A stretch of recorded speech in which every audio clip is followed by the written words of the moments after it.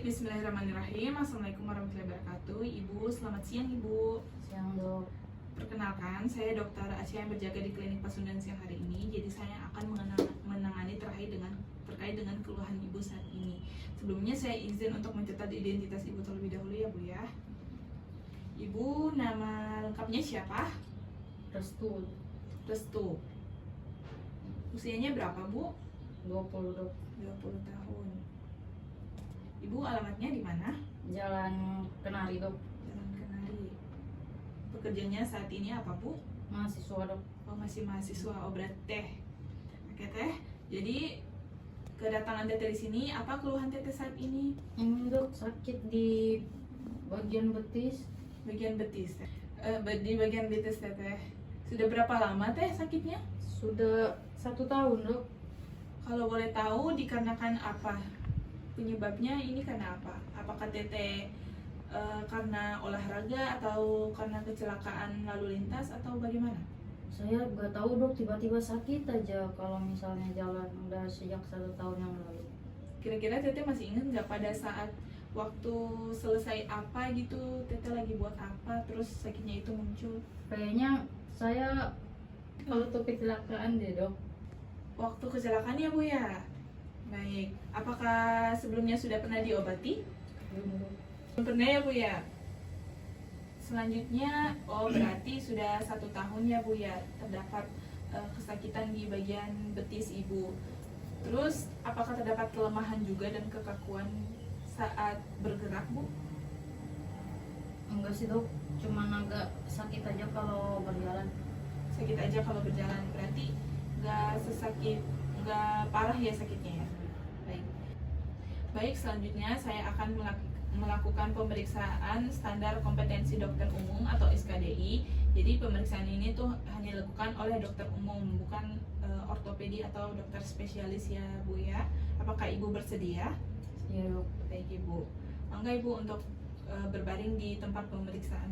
Baik Ibu, boleh berbaring untuk kami melakukan pemeriksaan ya Bu ya. Nah, yang pertama itu kita melakukan look atau inspeksi. Kita lihat kulitnya apakah terdapat kebiruan, luka jaringan parut atau perubahan dari warna kulit pasien.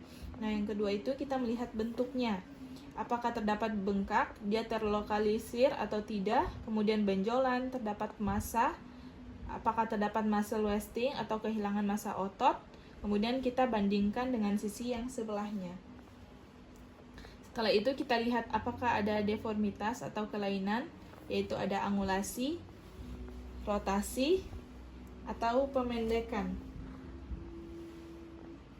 Yang selanjutnya itu kita feel atau palpasi. Apakah kulitnya dingin atau hangat dibandingkan yang normalnya.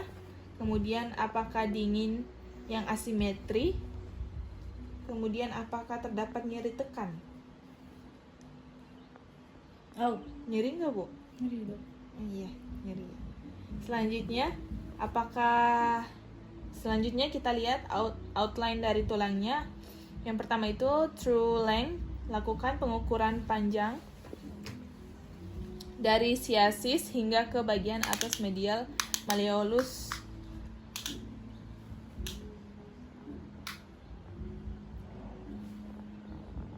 Yang selanjutnya apparent length, yaitu umbilicus atau xiphoid processus ke bagian atas medial malleolus. Kaki kanan dan kiri tidak boleh lebih dari 1 cm. Jika lebih maka terdapat perbedaan panjang anggota gerak bawah atau limb edge discrepancy. Selanjutnya kita lihat efusi pada sendi, apakah ada benjolan, ukuran, batas, konsistensi, mobilitas, nyeri tekan atau tidak. Kemudian kita lakukan pemeriksaan pulsasi. Yang pertama ada pada dorsalis pedis, pada 1/3 medial dorsal, pedis tibialis posterior, dari medial malleolus. Kemudian kita lihat kapilari refill time-nya, yaitu pemeriksaan CRT pada kuku jari. Apakah normal atau terdapat pemanjangan. Selanjutnya, sensasi. Lakukan pemeriksaan sensasi dan bandingkan kedua sisi tubuh. Sensasi kasar dan halus menggunakan sikat atau kapas yang disediakan. Kemudian diaplikasikan ke kedua ekstremitas yang terjadi cedera dan membandingkan dengan yang sehat. Sensasi nyeri. Apakah terdapat sensasi nyeri menggunakan tusuk gigi? Dan sensasi suhu. Nyeri, Bu? Oh, tidak ya, berarti alhamdulillah normal. Selanjutnya pada move. Kita minta pasien untuk melakukan gerakan room range of motion aktif. Apakah terdapat keterbatasan dan nyeri pada sendian terganggu atau tidak?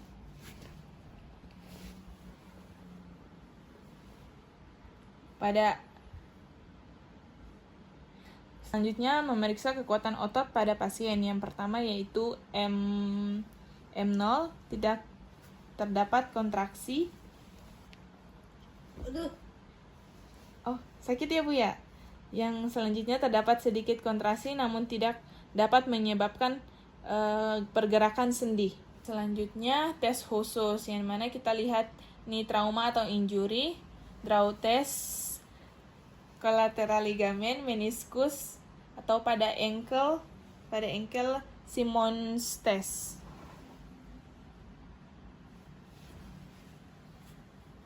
Selanjutnya anterior draw test, di mana posisikan lutut pasien pada sekitar 90 derajat, fleksi, kemudian pemeriksaan berdiri di depan lutut pasien yang akan diuji, letakkan kedua tangan kita di sekitar lutut pasien.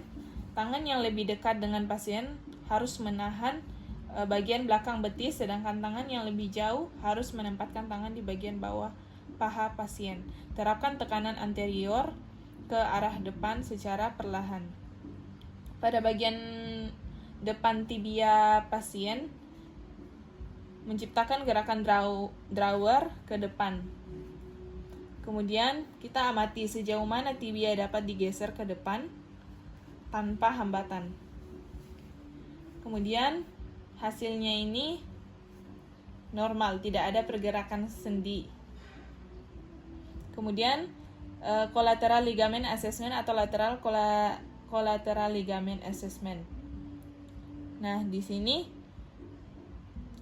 kita instruksikan pasien untuk berbaring terlentang di kasur pemeriksaan dengan kaki sedikit ditekuk di lutut.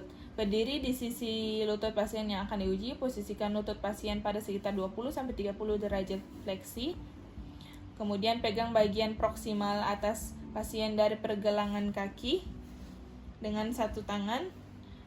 Dengan tangan yang lain berikan tekanan varus ke arah dalam pada lutut pasien.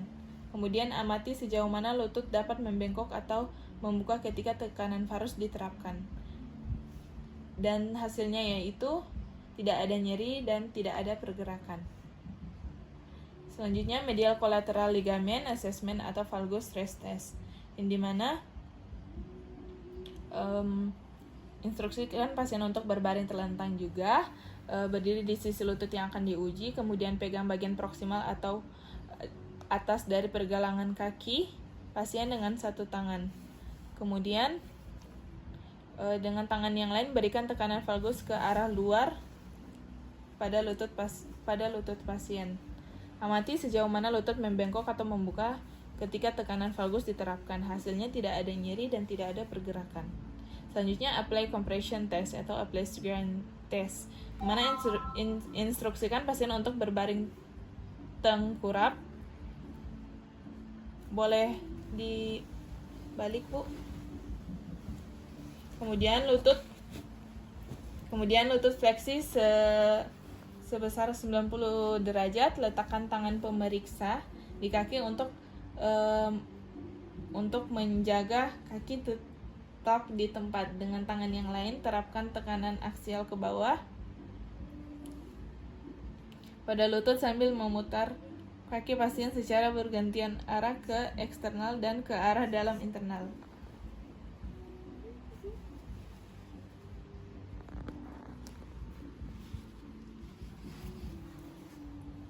Kemudian hasilnya normal, tidak terdapat nyeri ya Bu ya. Selanjutnya Simmons test atau Thompson test untuk menilai ruptur tendon Achilles. Nah, instruksikan pasien untuk berbaring tengkurap atau berbaring miring dengan kaki yang diuji menggantung berbaring menggantung di luar tempat tidur atau meja pemeriksaan. Kemudian remas bagian betis atau otot gastrocnemius akan kontraksi dengan gaya tarik selanjutnya disalurkan melalui tendon Achilles. Hasilnya normal, kaki bergerak secara plantar fleksi. Kemudian hasil akhirnya, tidak lupa untuk menuliskan pada rekam medis hasil pemeriksaan yang didapat, menyimpulkan kemungkinan diagnosis cedera ACL, MCL, LCL, Achilles atau ruptur meniskus dan fraktur atau dislokasi. Alhamdulillahirrabbilalamin, Ibu, pemeriksaan telah selesai. Jadi saya simpulkan bahwa di kaki Ibu itu tidak dapat pergeseran sendi atau terdapat patah tulang. Jadi Ibu hanya mengalami kesakitan di bagian sendi. Nanti akan saya resepkan obat ya Bu ya. Apakah ada pertanyaan? Tidak ada ya Bu ya. Baik. Mungkin sekian dari saya, lebih dan kurangnya saya mohon maaf. Wallahul musta'an. Wassalamualaikum warahmatullahi wabarakatuh.